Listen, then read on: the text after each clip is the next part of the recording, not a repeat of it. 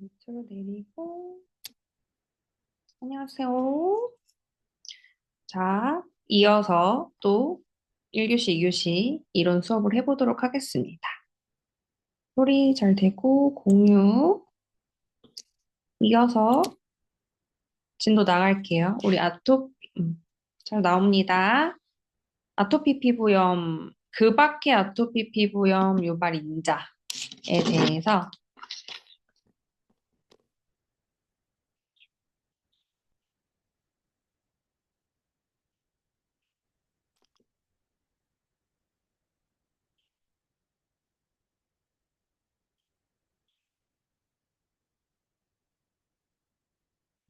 이렇게 아주 나오네.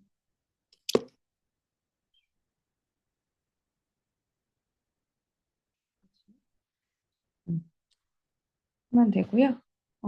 건조열 천식 환자. 그 밖에 아토피 피부 유발 인자에는 음, 천식 환자나 건조하게 열이 나는 환자들은 굉장히 아토피가 같이 또 유발을 할 수가 있고요. 네, 스트레스로 인한 가려움이나 발진이 있는 경우도 조금 심해질 수 있고, 면역 기능 억제제를 사용하는 경우, 임신 중에 열이 많은 음식을 과다 섭취하는 경우, 태중에 열이 생기게 되어 발생한 태열, 그 다음에 임신 중 산모의 과도한 스트레스도 태아에게 아토피를 유발할 수 있고요. 심한 정신적인 스트레스, 플러스 스테로이드 제제를 지속적으로 사용하면 약에 대한 내성이 생기게 되기 때문에 이처럼 부적절하게 사용된 의약품 성분이 체내에 축적이 되면 유전자의 사슬고리가 파괴되는데 그러면 피부가 자신의 기능을 잃게 되어 수분이 적어지고 각질화되면서 건조해지는 악순환이 계속 발생되게 됩니다. 그래서 이게 굉장히 중요한 부분이에요. 여기 스테로이드 제제를 지속적으로 사용하는 경우 약에 대한 내성이 생기는 것까지도 괜찮은데 그러면 부적절하게 사용된 의약품 성분들이 스테로이드제는 배출이 안 되고 몸에 축적이 된대요. 이게 유전자의 사슬고리가 파괴가 되고 피부가 자기 기능을 스스로 재생되는 기능 등을 잃게 되어 수분이 적어지고 각질화되면서 건조해지는 악순환이 발생을 한다고 합니다. 아토피 피부염의 진단, 아토피 피부염에 관계가 있는 습진 병변은 유아의 경우에는 가려움증, 찰상, 안면 두부의 홍반과 구진, 경부나 체간으로의 파급이 있고요. 초등학생의 경우에는 가벼운 찰상, 경부나 사지굴축, 옆구리, 팔꿈치, 무릎 등의 구진이나 홍반, 태산화로 바뀌게 되고 건조성 피부 질환이나 각화성 구진이 생긴다. 그리고 체가 몸 전체 사지에 가려움증이 생기고요. 유아 아토피 피부의 감별 진단에 중요한 피부 질환. 일단은 첫 번째 기저귀 발진 이런 거 한번 체크해 보셔야 되고 땀띠, 전염성 농가진, 접촉성 피부염, 피부 칸디다증, 지루성 피부염, 침상성 어린선, 개선증, 모공성 태선 이런 게 있대요. 이렇게 아토피가 단기가 조금 심해지면 이게 태선화 정도 돼서 코끼리 피부처럼 된 피부를 말을 하고요. 영아, 유년기, 성인 이렇게 어렸을 때 요 정도 있으면 유년기에 살짝 좀 괜찮아지는 것처럼 보이다가 본인의 스트레스라든지 먹는 거라든지 잠 못 자거나 이렇게 되면은 바로 올라오는 굉장히 무서운 만성 오랫동안 쭉 우리가 평생 갖고 가야 될 친구라고 보시면 될 것 같아요. 많이들 헷갈리시는 게 아토피랑 알러지의 차이점을 조금 많이 헷갈려 하시는데, 알러지랑 아토피는 우리가 일형, 즉시 반응, 알레르겐이 체내에 침입하여 수십 초에 나타나는 반응, 막 갑자기 눈 점막이 부어오른다거나, 눈 일 부위가 부어오른다거나, 입술이 포진 생긴다거나, 본인이 조금 안 좋거나 약한 부위에 바로 물집이 잡히는 알러지가 있거든요. 내가 그 항원이 내 몸에 들어왔을 때, 침입됐을 때. 그랬을 때는 바로 알러지 약 먹으면 바로 가라앉기는 해요. 우리 1형 반응이라고 하고, 근데 2형 반응은 세포 독성 반응. 세포 표면 항원과 항체에 의해서 세포나 조직의 장애를 받게 되는 반응이고요. 우리 3형은 면역복합체 반응. 항원과 항체의 반응에 의해 형성된 면역복합체가 일으키게 되는 염증 반응이에요. 그리고 4형 반응은 자연형 반응. 항체는 관여하지 않고 림프구가 항원과 반응한 결과로 생산되는 림프카인에 나타나는 조직 장애 반응이고 오형 반응은 자극성 과민 반응으로 항체가 세포를 자극해서 기능을 항진시켜 줌으로써 호르몬이나 유사물질의 분비를 일으키는 면역 반응을 나타냅니다. 아토피 피부염의 악화 요인으로서는 연령에 따른 아토피 증상이 있는데요. 요하기 생후 1년 이내에는 생후 2개월 이내에 영아에서 잘 나타나지 않지만 음식물과 관련되어 소화 흡수 기능이 좋지 않은 상태에서 이유식을 하는 과정에서 발생할 수도 있대요. 생후 2년 이후 음식 외에 다른 물질이 원인이 되는 경우가 대부분이고요. 특히 기어다니면서 자극을 받는 부위나 손이 쉽게 다다를 수 있는 부위, 즉 신체 부위 중에서 측부, 발목, 두부, 경부 및 안면부의 병변이 잘 발생한다고 합니다. 그리고 소화기. 계절과 관련되어 나빠진다. 주로 겨울에 나빠지거나 여름에 땀 분비 등이 자극이 되어서 나빠지기도 합니다. 특히 전두부, 슬화부 접히는 부분, 경부, 손목 및 발목과 같은 측부에 흔히 병변이 발생합니다. 그리고 사춘기 이후의 성인, 자극제, 환경적 요인, 정신적인 요인, 내분비적 요인 등이 나빠질 수 있다. 성인기까지 병변이 지속되는 경우에도 입주위나 눈주위와 같은 특정 부위의 병변을 동반하고 약제, 특히 스테로이드제의 장기 도포로 인한 피부 변화에 가장 큰 흔히 보이는 것들로 나타나게 됩니다. 그리고 화면 공유가 일시 중지되었다. 음, 음,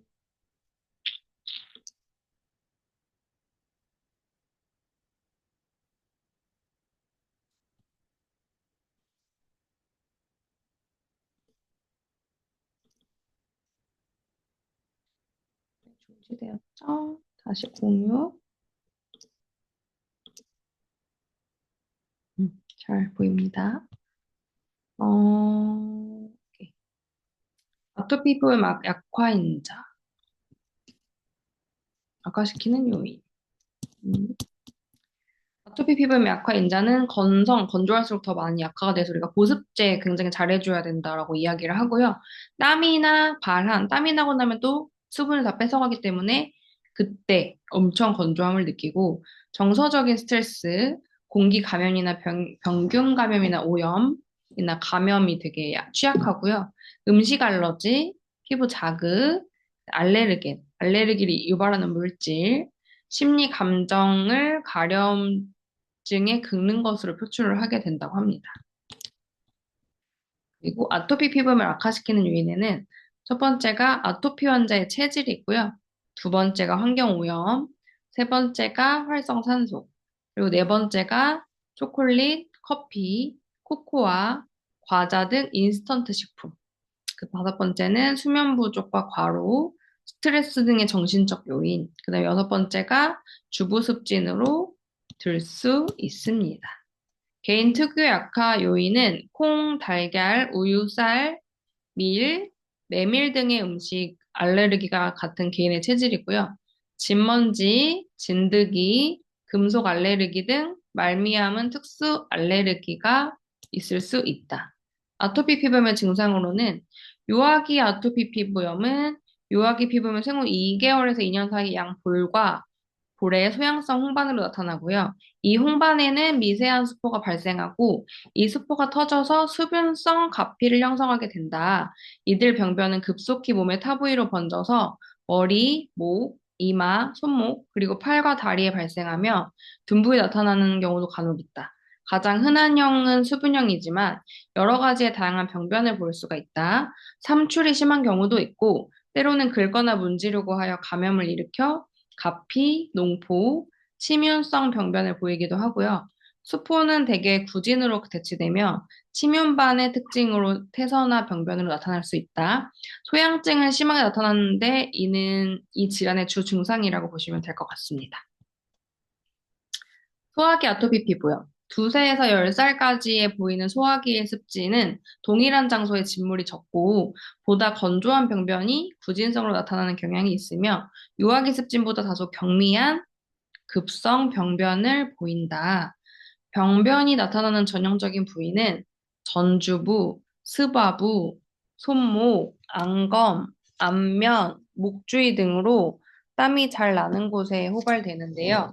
병변은 약간의 표면 각질과 피부를 심하게 문지르거나 긁어서 피부가 가죽 모양으로 두터워지는 태서나 병변이 주로 나타나지만 따로 떨어진 찰상, 구진과 침윤반이 뒤섞여 노출부에 광범위하게 나타날 수 있다.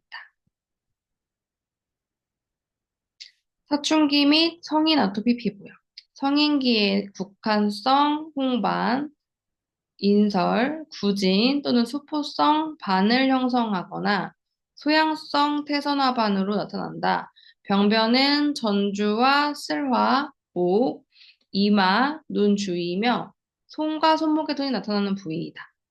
손에 습진이 있는 가정주부와 사춘기에 접어드는 청소년기에는 아토피 체질을 가지는 경우가 많고요. 전신적으로 발진이 발생하는 굴절부에는 심한 병변이 있으면 이 병변은 대부분 태선화가 진행되어 있다고 합니다.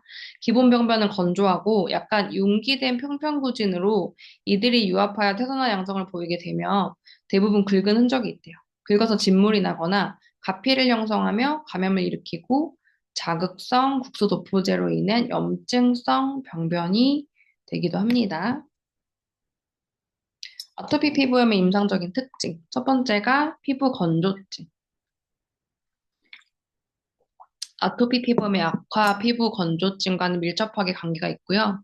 가려움증은 피부 건조증에 의해 조장이 되며 대부분 피부 건조증을 동반하는데 건조 피부는 소양증을 악화시키고요. 소양증에 의한 피부 자극은 아토피 피부염의 악화와 밀접하게 관련이 있다고 합니다. 피부 민감도. 건조 피부는 소양증을 유발하고요. 민감한 피부는 소양증에 의해 긁는 행위에 의해 피부 손상과 피부염이 발생하게 된다. 손상된 피부는 더욱 건조해지고 더욱 민감해지게 되는데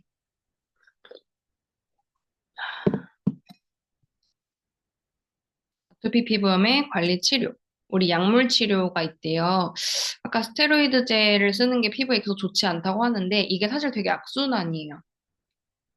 스테로이드제, 부신피질 호르몬제는 크게 소염 작용과 면역 억제 작용이 있으므로 근데 이 아토피가 억제 관련된 질병이거든요. 이게 계속 효과가 있지만 스테로이드제의 부작용을 주의해야 하고 장기간 바르면 피부 부위가 털이 나거나 피부가 그러니까 수축이 돼요. 피부 색소가 적어지고 세균 감염이 생기면서 여드름이 돋고 피부가 얇아지고 실핏줄이 드러나서 아주 흉하게 변합니다. 심한 경우에는 호르몬에 의한 전신 증상이 나타날 수가 있으며 약을 중지하면 다시 또 폭발적으로 심해지니까 이게 반복인 것 같아요. 그래서 아토피 피부의 발생 연령이 5세 이전에 유하기에는 흔하므로 부신피질의 전신적 투여까지는 권하지는 않지만 호르몬 농도가 아주 낮은 스테로이드 연고를 단기간에만 한꺼번에 많은 양을 바르기보다는 꼭 너무 심한 부위에만 적은 양을 자주 발라야 하며 반드시 전문가의 처방을 받아서 썼다가 끊었다가 썼다 끊었다가 쭉 바르시면 절대 안 됩니다. 그다음에 항히스타민도 마찬가지예요. 이게 대부분 알러지 약이거든요. 어, 알러샷 뭐가 있을까? 저도 가끔 항상 갖고 다니는데 상비약처럼 알레르기 비염, 천식, 이유 없는 그냥 막 발진, 항원이 있는 알러지 약을 우리가 항히스타민제라고 부르거든요. 비만 세포의 히스타민이 유리되지 못하도록 하여 가려움 증상이나 이런 것들을 경감시키는 임시 방편으로 사용하는 것이지 장기간 복용 시에는 불면, 불안, 식욕 감퇴 등 부작용이 나타날 수 있다. 히스타민제는 저는 뭐 원인은 잘 모르겠지만 그날 좀 전날 잠을 못 자거나 내가 뭐 때문인지 모르겠지만 굉장히 뭔가 민감해지고 좀 짜증이 났어. 그럼 저는 바로 부풀어 오르거든요. 이런 점막 부위가 부풀어 올라요. 또는 약을 엄청 센 걸 먹었다거나 약 부작용이 좀 있는 경우는 저는 바로 부풀어 오릅니다. 제 특정 그 약물, 진통제 약물에 좀 알러지가 있어서. 근데 이게 왜 위험하냐면 몸에 있는 점막이 부어오르기 시작하면 뭐, 코 점막이 부어오르면, 코는 그래도 구멍이 두 개, 뭐 두 개 다 막히면 진짜 숨 못 쉬면 바로 갈 수도 있고요. 목 점막이 부어올라서 기도가 막히게 되면 진짜 바로 갈 수도 있기 때문에 이게 엄청 응급으로 사실은 가야 되고 저는 부었을 때 맨 처음에는 선풍기 아줌마처럼 부었어요. 진짜 그때 코로나 처음 시작할 때여가지고 의사 선생님들이 약을 너무 뭔지를 모르니까 이것저것 많이 주고 되게 세게 준 거예요. 근데 그때 막 선풍기 아줌마처럼 부어가지고 그 알러지 가라앉히느라 되게 힘들었던 기억이 저는 있습니다. 그래서 그 이후에는 내가 알러지 약 중에서 브루펜 계열의 진통제 알러지가 있다는 걸 알게 되고 그 이후부터는 진통제는 저는 타이레놀밖에 못 먹거든요. 이제 이러한 항원에 뒤집어지는 경우도 우리가 히스타민제를 처방을 하고요. 그 다음에 항생제. 항생제도 사실 먹으면 되게 안 좋아요. 아토피 피부염은 장기간 긁고 건조해진 결과로 생기는 2차성 세균 감염 때문에 항생제를 먹는 거거든요.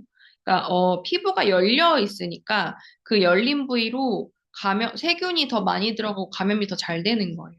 그러니까 위험에 노출이 좀 많이 되어 있죠. 그래서 염증도 더 잘 나고 그 항생제를 복용하는데 이것도 악순환이죠. 항생제 끊으면 또 더 심해지고 막 그러니까 이런 약들을 좀 계속 복용을 하게 됩니다. 아토피 환자는.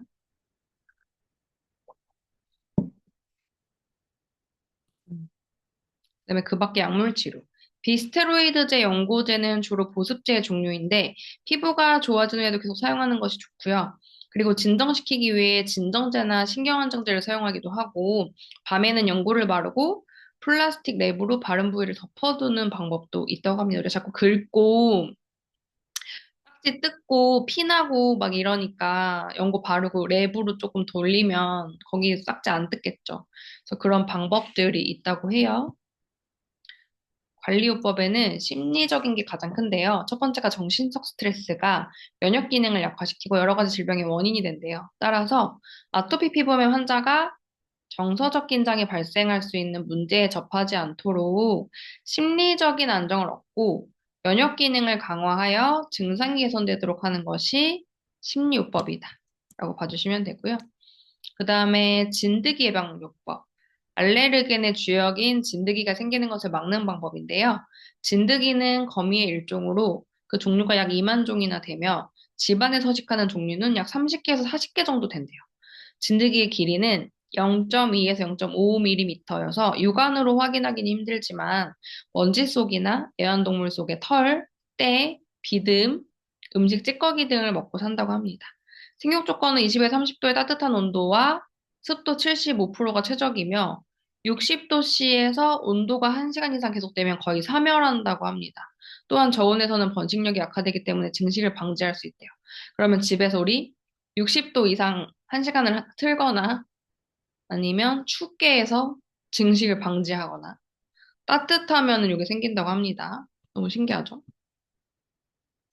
근데 온천요법, 뜨거운 물에 몸을 천천히 담그고 심신을 이완시키면 자율신경이 정상적으로 작용하여 면역 기능을 강화해가지고 자연 치유력을 높이는 방법이 있고요. 온천요법은 미네랄 흡수를 높이는 효능 외에 몸에서 땀을 배출해내기 때문에 피부 표면의 더러움이나 노폐물이 제거되고 피부 염증을 억제하는 효과도 같이 가지고 있다고 합니다.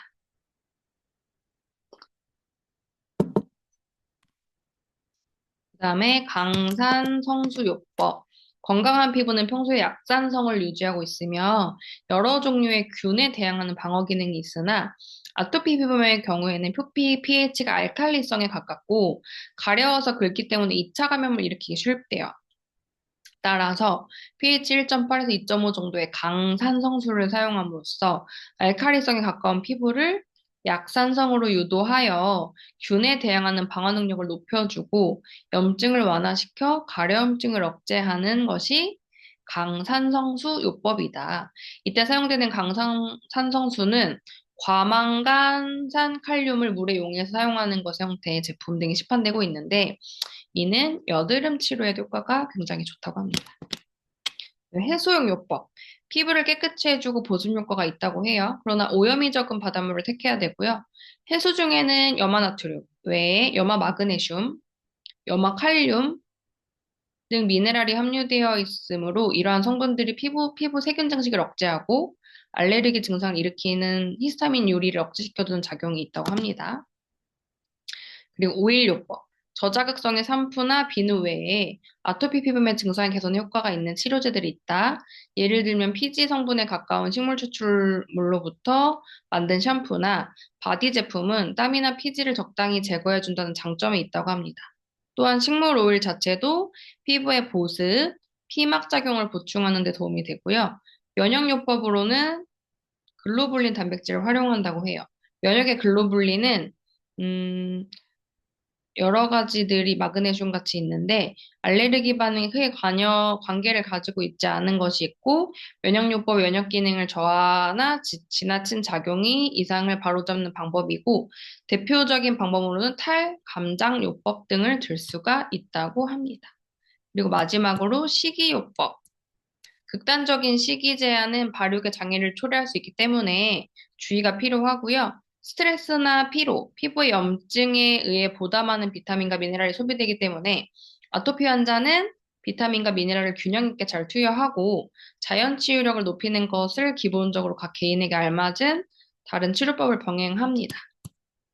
그 밖의 치료 방법은 면역력을 좋게 하는 규칙적인 식사, 자연식 위주의 식사, 가벼운 운동, 피부 면역력을 높이는 냉탕하고 온탕, 스트레스 해소, 편안한 마음가짐인데 이게 쉽지 않죠. 직장 생활을 하면서 우리가 사람들과 부대끼고 살면서 이렇게 하기 쉽지 않기 때문에 막 시골로 내려가고 자연으로 내려가고 하시는 것 같아요.